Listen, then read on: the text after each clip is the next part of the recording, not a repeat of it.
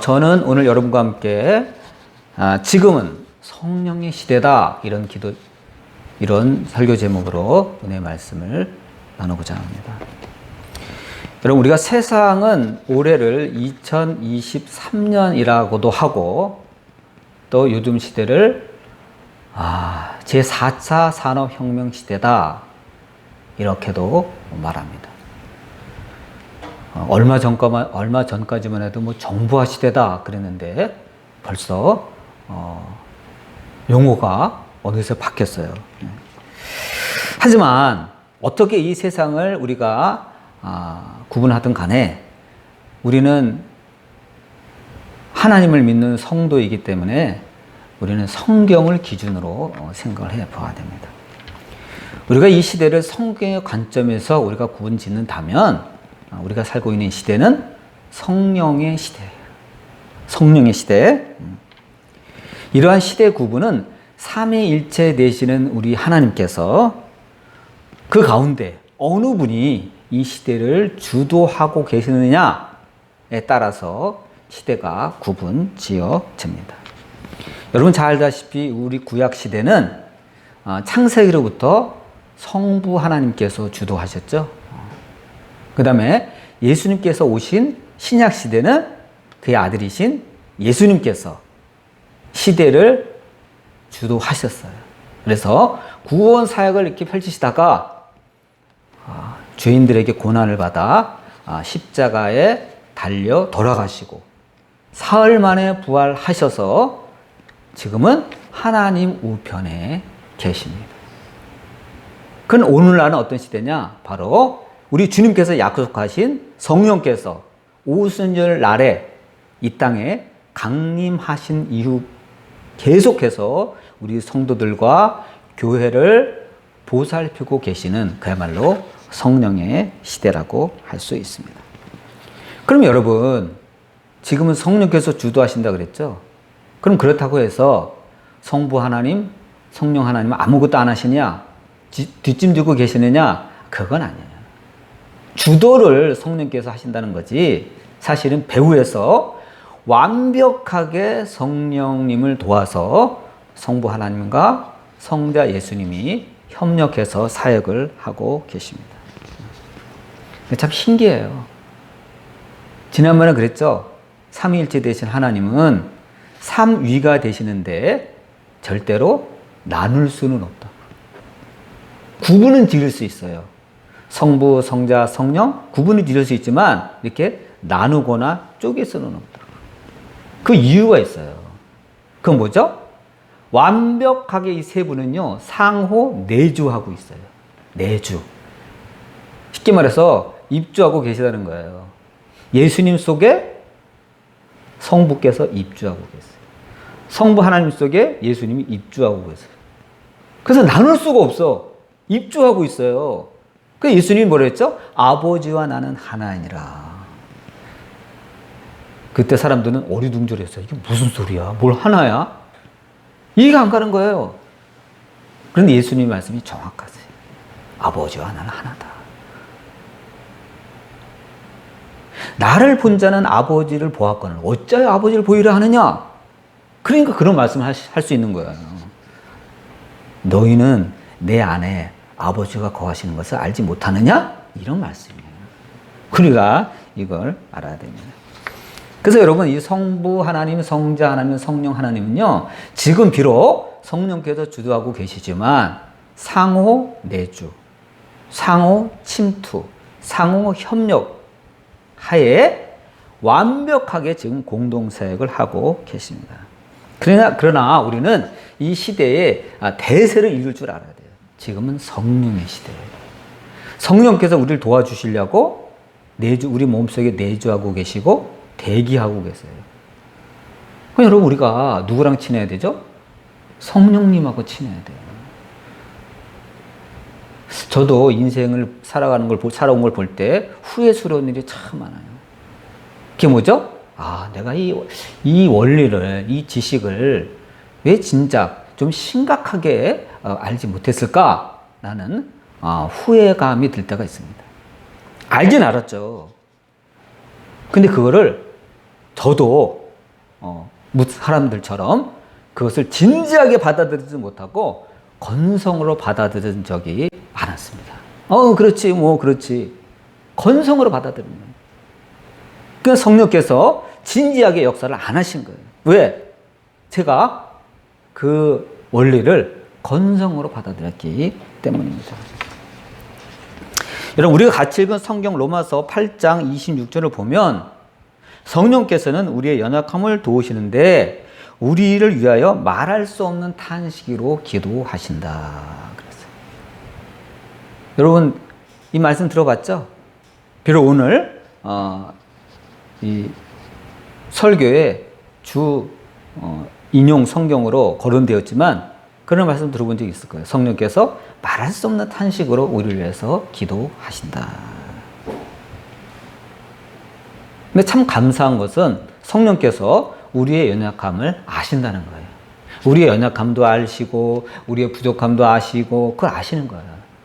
그렇기 때문에 우리를 위해서 대신 탄식하며 기도해 주시는 거예요. 왜요? 우리는 기도할 바를 알지를 못해. 기도해야 된다는 걸 알고 있어요. 머릿속으로는 알고 있어. 그런데 실제로 행함으로 우리가 얼마나 기도에 전념하느냐, 그거는 하나님 기준으로 볼 때 너무너무 부족해요. 우리가 그것을 인정해야 돼요. 특히 지금이야말로 기도할 때임에도 불구하고 믿음이 부족해서 자꾸 기도의 타이밍을 놓쳐요. 여러분, 그래서 새벽 기도가 중요해요. 새벽 일찍 일어나서 기도하는 게 중요해요. 왜냐? 안 그러면요, 기도할 틈이 없어요. 기도할 틈이 없어. 이 세상 살이 하느냐고, 직장 생활 하느냐고, 뭐 일하느냐고, 기도할 틈이 없어. 그렇기 때문에 새벽 미명에 일찍 일어나서, 남보다 좀 일찍 일어나서, 30분이라도 일찍 일어나서, 1시간도 일찍 일어나서 기도하는 게 얼마나 중요하냐면. 왜죠? 인생이 바뀔 수가 있어요, 인생이.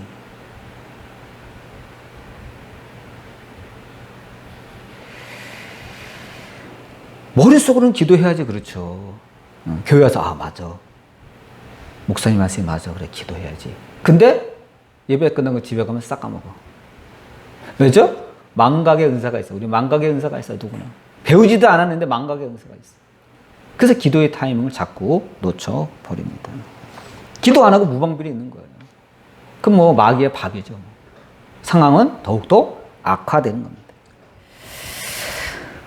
또한 우리는 기도할지라도 하나님 뜻대로 기도하지 않을 때가 많아요. 좀 여러분 기도할 때 나도 번번이 실수하는 거지만 기도할 때 하나님 뜻을 한번 살펴보고 기도하세요. 여러분 무작정 입에서 나오는데 기도하지 말고 하나님 상황이 이러저러한데 이런 기도하는 게 하나님 맞습니까? 제발 좀 물어봐 하나님께. 제발 좀 여쭤봐요. 당연히 그런 기도 해야 되는 거 아니에요? 그럴지라도 하나님께 한번 여쭤봐요. 왜냐? 우리가 그런 습관을 들이지 않으면요 하나님 뜻은 제쳐두고 자기 뜻만 막 내세우는 수가 있어. 그냥 여러분 하나님 기뻐하지 않았어요. 여러분 하나님이 우리가 어떤 기도 제목 상태에 있는가 어떤 상황이 있는지 모르시겠어요? 알죠. 알아요. 근데 하나님 왜 기도하라 하시죠? 하나님이 우리가 하나님 앞에 기도하는 것을 기뻐하세요. 이유가 없어요. 하나님은요 우리가 하나님께 기도하는 것을 기뻐하세요. 거꾸로 하면 기도 안 하면 싫어하세요. 쟤 왜 기도 안 하지? 근데 분명한 것은 우리는 기도하다 자꾸 응답만 생각해요. 기도? 응답받아야지. 여러분 기도라는 것이 결과적으로 응답을 받아야 되지만 응답은요 결과물에 불과한 거예요 사실은. 근데 하나님은 기도를 통해서 우리는 응답에만 모든 게 초점이 가 있지만 하나님은 그렇지 않아요. 미안하지만 하나님은 기도를 통해서 우리의 영과 하나님의 영이 만나기를 원하세요. 만남의 축복이 있길 바랍니다. 만남이 중요한 거예요, 여러분. 여러분 길에 가는데 누가 다짜고짜 여러분 만나가지고 얼마 주세요. 그 여러분 주겠어요? 이 사람 누구야? 누군데 나한테 얼마를 달라 그래? 뭐 자초지종을 한번 얘기해보고 들어보고 그럼 타당성이 있네? 그러면 주는 거지. 그렇잖아요. 다짜고짜 주세요. 그럼 여러분 주겠어요? 아니라고요, 그게 그러니까. 그러니까 기도라는 것은 기본적으로 하나님과의 만남이에요. 만남도 없이 손 딱 내밀면서 주세요. 좀 하나님 얼굴이나 좀 쳐다보고 달라 그래요, 여러분. 여러분 얼굴이나 쳐다보고. 우리가 그러한 상태에 빠지기 쉽기 때문에 우리가 주의해야 한다는 거예요. 그래서 안타까운 심정으로 탄식하며 기도하신다는 겁니다. 근데 중요한 게 있어요. 여러분, 성령님은 기도하시느냐 아세요? 아니에요. 우리가 마땅히 기도할 바를 알지 못하고 헤맬 때 성령님만 탄식하며 기도하시는 게 아니에요. 누구도 기도하죠? 예수님도 기도해요. 삼일체 하나님은 공동사역하신다 그랬죠? 하나님 우편에 계신 예수님도 똑같이 기도하세요. 로마서 8장 34절 보면요. 예수님도 하나님의 보좌 우편에서 우리를 위하여 기도하신다고 기록이 되어 있습니다.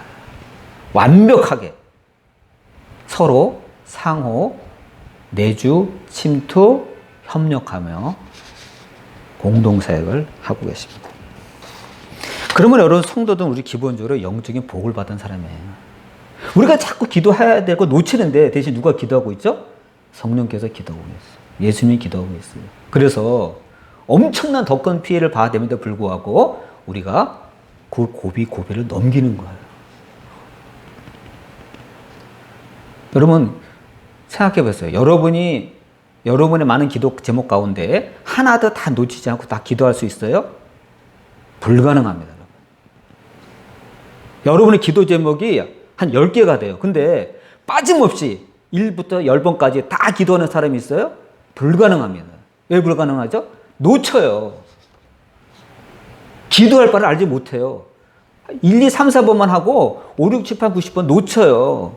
그거 누가 기도해줘? 성령께서 기도하시는 거예요. 그렇기 때문에 내가 별로 기도하지 않았는데 잘 풀리는 사람이 있어요. 그럼 그 사람이 잘나서가 아니에요. 누군가 기도하는 거예요. 누군가 너를 위해서 기도하는 거예요. 그런 복음성가 있죠. 누군가 기도하네. 누군가 기도해요. 예수님이 기도하시는 거예요. 성령께서 기도하시는 거예요. 내가 기도 못하고 놓친 거를 그분들이 기도하시는 거예요, 여러분. 바쁘면 기도하기 어렵습니다. 근데 생각보다 걱정보다 일이 잘 풀려. 이상하다. 나 그때 널브러져 있었는데, 응? 나 그때 널브러져 있었는데 어떻게 됐지? 어떻게 됐지가 아니에요. 누군가 기도하기 때문에. 이것을 잊지 마시기 바랍니다. 누군가 기도하는 거예요. 그러니까 여러분 너무 걱정하지 마세요. 여러분이 기도 놓치더라도 때로는 누군가 기도해요. 여러분 저도 여러분을 위해서 기도하는데 여러분 새벽 기도 때 제가 여러분을 위해서 맨날 기도해요. 100% 믿으셔도 돼요. 그 속에 항상 들어있어요, 여러분. 저도 여러분을 위해서 기도하는데 하물며 성령께서 여러분을 위해서 기도 안 하시겠어요? 여러분 저도 놓치는 거 있어요. 저도 누군가 기도한다는 거 여러분 잊지 마세요. 용기를 내시기 바랍니다. 누군가 기도해요. 그렇기 때문에 하나님의 뜻대로 부르심을 입은 자들에게서는 모든 것이 합력하여 선을 이루시느니라. 여러분 우리가 살다 보면 좋은 일도 있습니다. 근데 나쁜 일도 있어요. 그렇죠? 좋은 일만 있는 게 아니죠. 나쁜 일도 있죠. 또 기쁜 일도 있어요. 근데 또 슬픈 일도 있어요. 아 누가 아프대. 그래? 그거 안 좋은 일이거든요. 건강하대. 이런 소리 들어야 좋아야지. 아 누가 아프대. 누가 다 죽어가신대. 이런 얘기 들어오면 괴로운 일이죠. 슬픈 일이죠. 근데 인생이 그걸 피할 수가 없어. 예. 피할 수가 없어요. 근데 하나님이 기가 막히셔. 밧줄을 이렇게 꼬아서 짜듯이 하나님은 좋은 일과 나쁜 일, 기쁜 일과 슬픈 일, 이거를 오묘하게 짜셔가지고 우리를 인도하시고 우리를 천국까지 인도하세요. 이게 하나님의 신비예요. 이게 하나님의 방법이에요. 그러므로 모든 것이 합력하여 결과적으로 잘 되는 거예요. 이게 중요한 거예요. 여러분, 이것을 우리가 성경에서 이해하려면요, 여러 가지 주인공이 많죠. 요셉을 삶을 한번 알아야 돼요. 여러분, 요셉이 하나님의 은혜로 애굽의 총리로 임명되기 전까지는요, 좋은 일이 하나도 없어요. 언제부터? 형들에게 배반을 받아서 애굽에 종으로 팔리게 난 이후부터는요, 좋은 일이 하나도 없어요. 인간적인 것으로 볼 때. 요셉의 인생이 어느 시점까지 도달하기 전, 어떤 시점까지 이르기 전에는요, 좋은 일 하나도 없었어요. 근데요, 우리 하나님은요, 대단하세요. 그 지점까지 요셉을 끌고 가시는 거야. 너 빨리 와. 어우, 싫은데요. 괜찮아. 하나님이 요셉의 멱살을 잡고 끌고 오시는 거야. 사실은 하나님이 요셉의 멱살을 잡고 끌고 오신 건요, 사실은 형들에게 배반을 받았을 때부터예요. 사실은 하나님이 멱살을 딱 잡고 끌고 오시는 거예요. 왜 이렇게 되는지도 몰라. 예? 내가 왜 미디안 상인한테 팔려가지고 애국까지 가야 되지? 난 우리 아버지의 사랑받는 아들인데 멱살 잡고 끌려가는 거예요. 여러분, 우리 인생에 있어서 그런 일이 없을 줄 알아요? 있어요. 이유를 몰라. 내 인생은 왜 이러지? 멱살을 잡고 끌려가는 거예요. 근데 여러분, 그게 환경만 탓하는 건 아니야. 여러분, 우리 하나님 무서운 하나님입니다. 여러분, 우리는 항상 하나님을 우리 편으로 생각하죠? 맞아요. 하나님 우리 편이에요. 우리를 위해서 말할 수 없는 탄식으로 기도하시며 인도하세요. 근데 우리 하나님은요, 냉철합니다. 우리 하나님은요, 냉정하실 때가 있어요. 그때는요, 내가 원하지 않았는데 멱살 잡고 끌고 오신 거예요. 요셉이 그런 거예요. 이건 왜 그러죠? 하나님만 의지하고 살라고 하시는 하나님의 메시지가 그 안에 있어요. 여러분, 요셉이 감옥에서 누구를 의지할 수 있었어요? 의지할 데가 없어요. 그 전에 그 시위 대장 보디발의 집에서 누구를 의지할 수 있었어요? 갑을 관계예요. 시위 대장은 갑이에요. 나는 을이에요. 시킨 대로 해야 돼요. 말 안 들으면 죽여버릴 수도 있어요. 왜? 어차피 노예예요. 자유인이 아니에요. 어차피 돈에 팔린 노예예요. 근데 하나님이 왜 그렇게 만드셨냐고? 하나님이 어떤 보이지 않는 의지가 있는 겁니다. 억만 금을 줘도 살 수 없는 어떤 하나님의 의지가 있는 겁니다. 그럴 때 여러분, 하나님 앞에 저항하지 마세요. 저항하지 마세요. 요즘 비가 많이 오죠? 장마철이에요. 뭐 태풍 올라온다는 말도 있고. 비가 억수로 내려. 근데 여러분이 우산을 쓰고 가는데 강풍이 불어가지고 우산살이 다 망가졌어. 확 뒤집혀가지고. 복고 가는데 우산살이 다 끊어졌어. 이야, 아니 무슨 우산을 이따위로 만들었어. 그러면 여러분 화낼 거예요. 그 자리에서. 세상에 내 우산이 왜 이 모양이야. 물론 처음엔 화가 나겠죠. 짜증도 날 거예요. 그러나 언제까지나 그 우산을 탓하고 있을 거예요.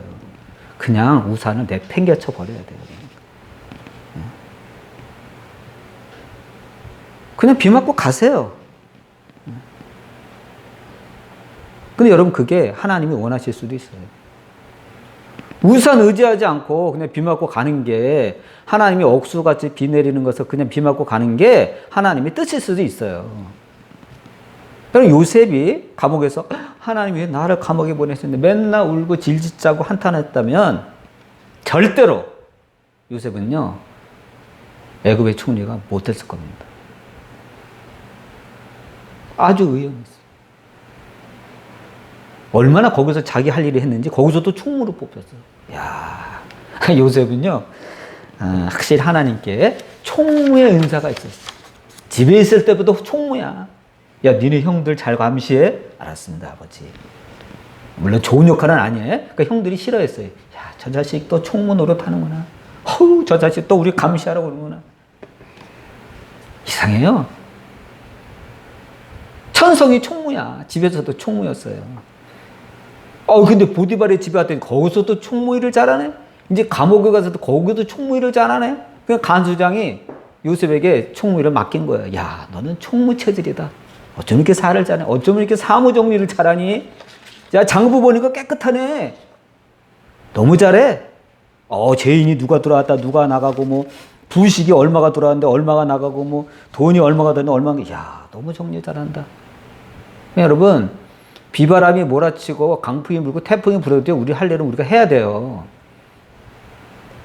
지금 2판, 4판인데 그거 할 때가 됐습니까? 내가 뭐 지금 이 상황인데 뭐 그 장부 정력이 됐습니까? 아니에요. 하세요, 장부 정력. 내가 할 건 해야 돼. 왜? 하나님 그걸 다 보고 계셔. 다 보고 계십니다. 하나님이요, 종합점수를 매겨요, 종합점수. 특히 여러분에게 요셉처럼 어떤 그 달란트를 주셨다면요, 절대 그거를 놓치면 안 됩니다. 해야 됩니다. 왜? 그거 잘하는 게 하나님께 영광 됩니다. 여러분, 나중에 요셉이 뭐가 되죠? 애굽의 총리가 되죠. 총리가 뭐예요? 총무예요. 쉽게 말해서. 저는 그래서 성경을 읽을 때마다 감탄해요. 야, 우리 하나님은 참 달란트대로 쓰시는구나. 그러니까 여러분 살 때 하나님은 나에게 무슨 은사를 주셨을까 생각해 보세요. 근데 그 은사도 자꾸 안 쓰잖아요? 있는 것도 없어져. 진짜 여러분, 있는 것도 없어져. 그러니까 피아노 치는 사람 맨날 피아노 쳐야 돼. 피아노 안 치면 있는 그 달란트도 없어져. 여러분, 피 부는 사람 피리 불어야 돼. 왜? 안 불면요, 그 은사도 없어져. 내가 총무일이야. 난 그런 거 좋아해. 총무일 하세요, 여러분. 안 쓰면 없어진다. 왜? 그 하나님의 선물이기 때문에. 주던 사람이 도로 빼앗아 가요. 야, 내가 너 줬더니 너 그거 안 써? 그럼 더 필요한 사람이 줄게. 하나님 그래서 빼앗아 다른 사람한테 줘. 억울하잖아요, 여러분.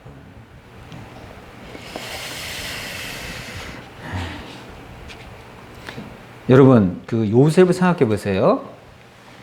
아까도 얘기했지만 요셉은 애굽에 오기 전까지는 아버지로부터 떠받들려서 아유, 내 새끼, 아이고, 내 자식, 잘생기기도 했지, 똑똑하지, 떠받들. 그러니까 딴 형제는 없는 채색 옷을 입혀서, 채색 옷 비싼 거예요. 왜 비싸냐면 물감이 비싸. 물감. 그 당시에 물감이 비싼 물감이에요. 옷 재질도 재질이지만 아무나 못 입는 거예요. 여러분, 채색 옷은 그 당시 귀족들만 입는 거예요. 그러니까 야곱이 요셉에 대한 사랑이 얼마나 지극한지 알 수 있죠. 자기도 안 입어. 근데 아들은 입히는 거야. 요즘 말하면 메이커, 명품 옷을 입히는 거야. 그러니까 얼마나 사랑이 대단해요. 그랬더니 거기까지는 좋은데 요셉이 교만해졌어요. 그러니까 사람이 너무 떠받들어지면 안 돼. 교만해져. 자기밖에 몰라. 그리고 형들을 막 아무리 총무를 맡았지 형들 일을 다 아버지가 고자질해. 좀 봐주는 게 없어. 막 고지고대로 다 일러. 그러니까 교만해지는 거야. 우월감이 있는 거야. 내가 그래도 우리 아버지한테 사랑받는 사람이야. 자만심이 있는 거야. 그러니까 이대로 요셉을 하나님이 쓰실래 때 쓸 수가 없어. 왜? 이런 놈을 갖다가, 이런 놈이라 했습니다. 이런 놈을 갖다가 애굽의 총리로 만들어 놓으면 얘는 반드시 사고쳐. 쓸 수가 없는 거야. 하나님이 요셉의 멱살을 딱 끌고 어디까지? 감옥까지 딱 인도하신 거예요. 맨날 깨지는 거죠, 뭐. 다듬는 거죠. 깨뜨리시는 거예요. 겸손하게 만드는 거예요. 그러니까 너무 떠받들어진 사람이 높은 자리에 가면요, 사고칩니다. 아나무인이냐? 자기밖에 몰라. 그러니까 하나님이 요셉을 사랑하지 않는 게 아니에요. 하나님이 요셉을 사랑하시는 거예요. 그게 하나님의 사랑의 방법이에요. 여러분의 인생을 한번 생각해 보세요. 나는 하나님께 사랑받고 있는가? 아니라 그런 사람 많을 거예요. 하나님이 나를 사랑하신다면 이럴 수 있어요. 천만에요. 그것조차 하나님이 여러분을 사랑하시는 방법입니다. 그래서 주님이 그러셨잖아요. 너희는 여호와를 경외하라. 죄인의 형통을 불하지 말라. 오직 여호와를 경외하라.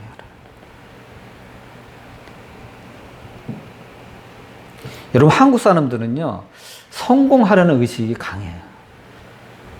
특히 강해요. 옛날에 못 살아서 그랬나 봐요. 옛날에 하도 고난받는 민족이기 때문에 그랬나 봐요. 경쟁의식이 굉장히 강해요. 그래서 무슨 드라마나 영화, 이 다큐멘터리 보면 성공한 거에 대한 내용을 다루는 드라마 굉장히 인기가 있어요. 옛날에 막 대장금이 엄청 인기가 있었죠. 우리나라도 우리나라지만 뭐 중국, 이란 엄청 인기 있어요.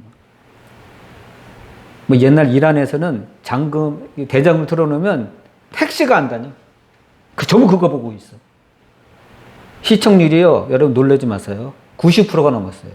여러분 우리가 아무리 시청률 높아도 90% 넘은 거 있어요? 90%가 넘었어요. 95%까지 간 적도 있대. 대장금이. 내용이 뭐예요? 성공 스토리예요. 모든 사람은요 성공을 좋아해요. 성공에 관한 이야기 다큐하면 또 그것도 뭐 성공시대 인기 좋아요.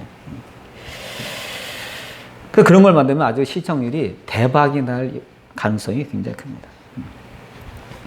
근데 여러분, 우리가 성공하라는 방식과 하나님이 우리를 성공시키라는 방식은 엄연히 차이가 있음을 알아야 됩니다. 특히 우리가 아직 깨어지지 않은 부분이 있을 때, 다듬어야 되는 그런 부분이 있을 때 하나님은 더 우리를 거칠게 다루시는 거예요. 하나님이 특단의 방법을 취하신 겁니다. 여러분 생각해 보세요. 애굽으로 팔려온 이방 민족이, 외국인이 어느 날 갑자기 애굽의 총리가 된다? 있을 수 없어요. 있을 수 없어요. 여러분 우리나라에 조선족이 많잖아요. 중국 국적을 가진 한국 사람이죠, 조선족. 우리나라 총리 될 수 있어요? 있을 수 없습니다. 우리나라에 들어온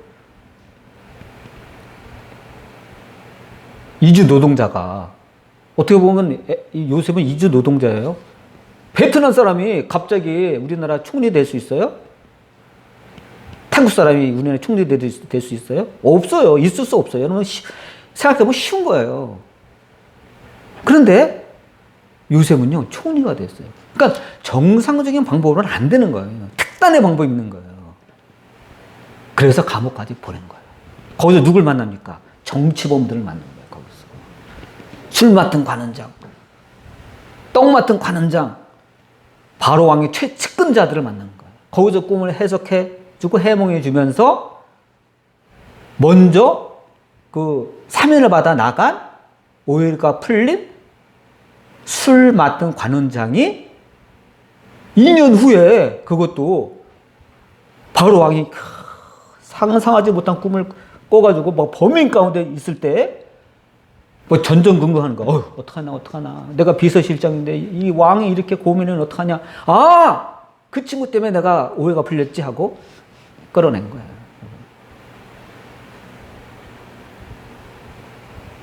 특단의 방법. 만일 여러분 술 맡은 관원장이 자기 나갔을 때 고맙네 빨리 나와 하고 바로 끊어졌으면 총리 될 수 있을까요? 못 됩니다. 그냥 노동자예요. 그냥 노예예요. 근데 하나님의 역사예요. 2년 동안을 애태우게 만드신 거예요. 하나님이. 누구를? 요셉을. 난 금방 끊어줄 줄 알았는데 나 때문에 다시 오해가 풀려가지고 왕의 측근 술 맡은 관원장이 이럴 수가 있어? 1년이 지나고 1년 반이 지나고 2년이 지나고 아무 소식도 없이 갑자기 들이닥친 거예요. 감옥에. 야야야 빨리 나가. 왜요? 너 급하게 네가 해야 할 일이 있다.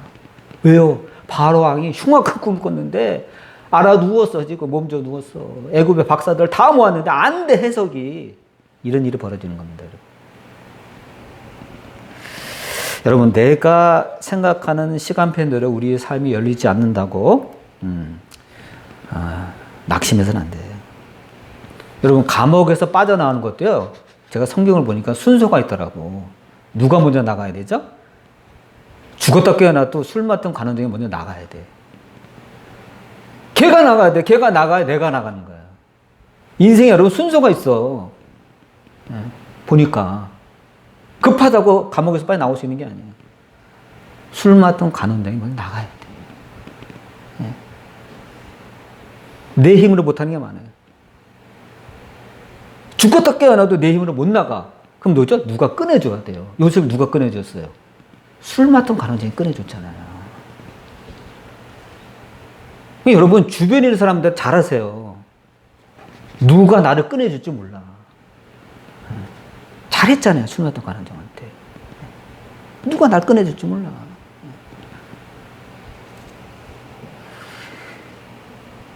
사람마다요, 하나님께서 정해놓은 응답의 순서가 있습니다. 주님, 쟤는 빨리 응답해서 나가는데 왜 저는 안 돼요? 가만히 있어. 순서가 있어. 넌 지금 나가면 죽어. 왜요?